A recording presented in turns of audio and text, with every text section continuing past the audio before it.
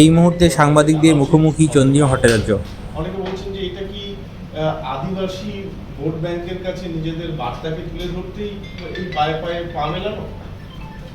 Vote ব্যাংকের প্রশ্ন না, গোটা সমাজটাই, অর্থাৎ বাংলার গোটা ভোটার, মানে ভোটারের সংখ্যা পুরোটাই তো মানুষ। আসলে এখানে বাংলার মানুষ মমতা বন্দ্যোপাধ্যায়ের ওপর সমস্ত রকমের আস্থা রাখেন। আপনি যদি আদিবাসী কিংবা সংখ্যালঘু আলাদা আলাদা করে দিতে চান সেরকম ব্যাপার নয়। এবং দেখা গেছে যে আমাদের নেত্রী মমতা বন্দ্যোপাধ্যায় তিনি যেখানেই গেছেন, এই যে বাংলার ঐতিহ্য, আদিবাসী মানে কি?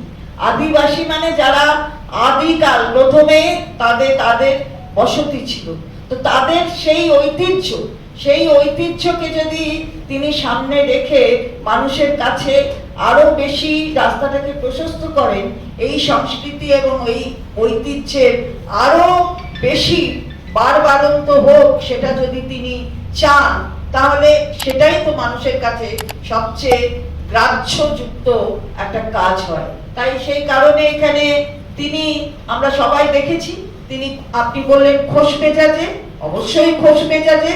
3টে নির্বাচন হলো শান্তিপূর্ণ, জিতছি আমরা, সুতরাং খোশ মেজাজেই তো থাকবো আমরা, এ বিষয়ে কি সন্দেহ? হ্যাঁ, আমরা দেখেছি যে মাননীয় মুখ্যমন্ত্রী খুব ভালো বক্তৃতাও দিয়েছেন এবং আমরা সেটা শুনছিলাম। তৃণমূল কংগ্রেস ভালো ফল করেছে, কিন্তু ওখানেও বিজেপির পকেটে তাদের অস্তিত্ব ছিল।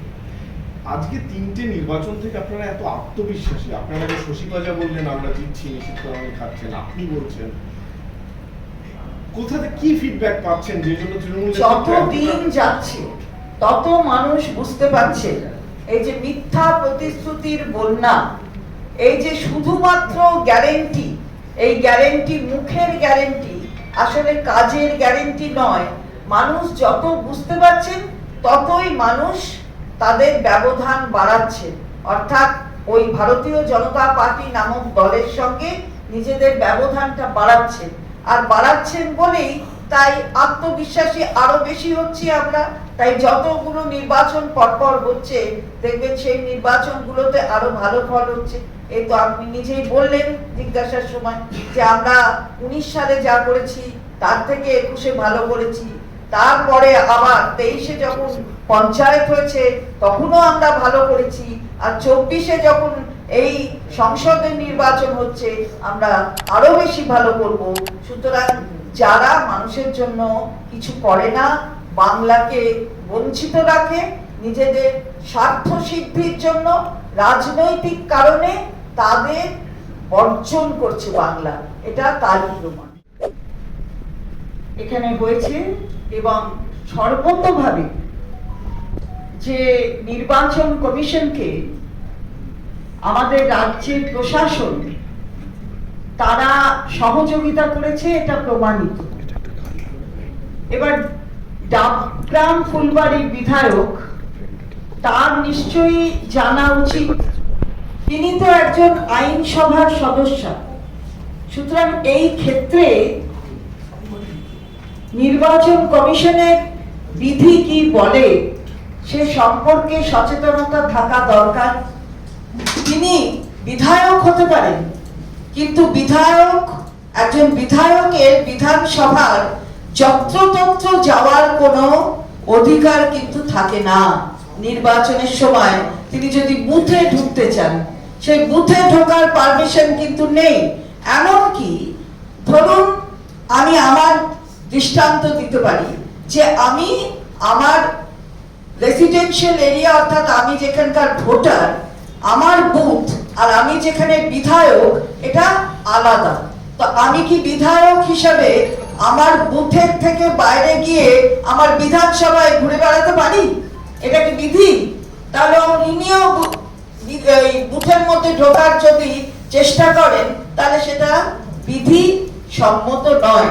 সেই কারণে তাকে ঢুকতে দেয়নি প্রশাসন, এবং প্রশাসন যেটা করছে সেটা তো নির্বাচন কমিশনের নির্দেশেই করছে। ফলে জানতে হবে যে কি আছে আমাদের। সুতরাং বোঝাই যাচ্ছে যে হার হচ্ছে চারিদিকে, শান্তিপূর্ণ নির্বাচন হচ্ছে, কোথাও গন্ডগোল করতে ইচ্ছে করলেও কোনো গন্ডগোল হয়নি। সুতরাং সেখানে দাঁড়িয়ে এই ধরনের কাজকর্ম যে হবে একটু সংবাদ মাধ্যমের মাঝে থাকার জন্য, সেটা সবাই বুঝতে পারে। আমি জানি না, রাজ্যপাল, মাননীয় রাজ্যপালকে সমস্ত সম্মান জানিয়ে বলছি, নির্বাচন কমিশন তো বন্ধ করে দিয়েছে যাওয়া, তাই ওটা তো ওনারও বোঝা উচিত। উনি কেরলের ভোটার হলে কেরলে একবার ঘুরে আসতেই পারেন, সেটা কোনো প্রশ্ন আসে না, কিন্তু এখানে উনি ঘুরবেন ফিরবেন বলেছিলেন, সেটা আটকানো। কারণ যখন রাজ্যপাল তখন রাজ্যপাল, তার জন্য আলাদা কোনো নিয়ম কানুন হয় না নির্বাচনের ক্ষেত্রে। আমার দেশটা কি দেশ, আমার দেশটা প্রজাতান্ত্রিক ভারতবর্ষ, আমরা সবাই রাজা, সবাই রাজা আমাদের এই রাজার রাজত্বে। ফলে এখানে এসব করা যায় না। আর ওই যে কি পিস রুম না কি করেছেন, করে সেখানে নাকি শান্তির বার্তা, ওটা না পিস হ্যাভেন হয়ে যায়। এটাই আমাদের বক্তব্য। আসলে যে অভিযোগগুলো আসছে সেটা পিস হ্যাভেনে পরিণত হচ্ছে আর কি। পিস রুমের এখানে দরকার নেই, কারণ আমাদের যারা রয়েছেন প্রশাসনে তারা শান্তিপূর্ণ নির্বাচন কি করে করতে হয় সেটা দেখিয়ে দিয়েছেন, এবং নির্বাচন কমিশন নিশ্চিতভাবে দেখেছেন যে আমাদের এই রাজ্যের প্রশাসন সমস্ত রকমের সহযোগিতা করে তারাই তো সামনে থেকে কাজটা করছে, এটা তো মানুষ দেখছে। সুতরাং এটা বলে লাভ নেই। সকালবেলা থেকে বিচ্ছিন্ন কয়েকটা ঘটনা ছাড়া বিশেষ কিছু ঘটে। বিজেপি বলছে যে এটা কমিশন এবং কেন্দ্রীয় বাহিনীর জয়, পঞ্চায়েত নির্বাচনের তো প্রথম দফা থেকেই অশান্তি শুরু হয়ে গিয়েছিল। এই সমস্ত ক্রেডিটটা তারা বলতে চাইছেন যে কমিশন এবং কেন্দ্রীয় বাহিনী। আচ্ছা, শুধু কেন্দ্রীয় বাহিনী দিয়ে তাহলে ভোট হয়েছে, তো তাহলে তো আর প্রশাসনের দরকার ছিল না। রাজ্যগুলির প্রশাসনকে যে প্রয়োজন হয় নির্বাচন কমিশনের, কেন্দ্রীয় নির্বাচন কমিশনের, তাহলে তার কোনো মানে ছিল না, মানে হয় না। প্রশাসন ভালো করে কাজ করছে বলেই এই জায়গায় শান্তিপূর্ণ নির্বাচন হচ্ছে। আর আপনি বলছেন পঞ্চায়েতে গন্ডগোলের কথা, আমি আবারও বলছি পঞ্চায়েত নির্বাচনে এখানে কেন্দ্রীয় বাহিনী মোতায়েন হয়েছিল। তাহলে কি এই যে কথা যেটা বলছে বিজেপির পক্ষ থেকে সেটা পরস্পর বিরোধী হলো না?